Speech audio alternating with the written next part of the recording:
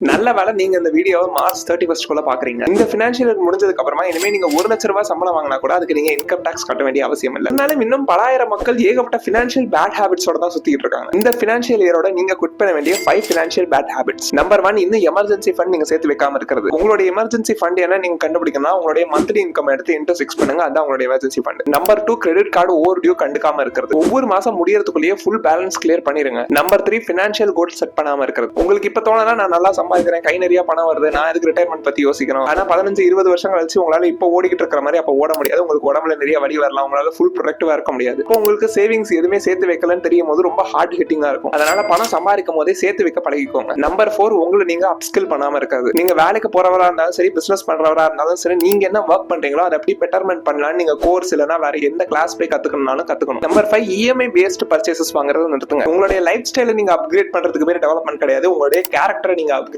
பண்ணணும். புது ஃப்ரெண்ட்ஸ் கிடைக்கணும், புது இடத்துக்கு போய் எக்ஸ்பீரியன்ஸ் கெயின் பண்றது, இதெல்லாம் தான் உண்மையான அப்கிரேட். அதனால ஏப்ரல் 1ல இருந்து உங்களோட முதலீடு பயணத்தை ஆரம்பிச்சிருங்க. அதனால நீங்க மியூச்சுவல் ஃபண்ட் இன்வெஸ்ட் பண்ணணும் டிசைட் பண்ணிட்டீங்கன்னா சேனலுடைய அபவுட் செக்ஷனுக்கு போய் லிங்க் கிளிக் பண்ணி ரெஜிஸ்டர் பண்ணிக்கோங்க. நாங்களே உங்களுக்கு கால் பண்றோம்.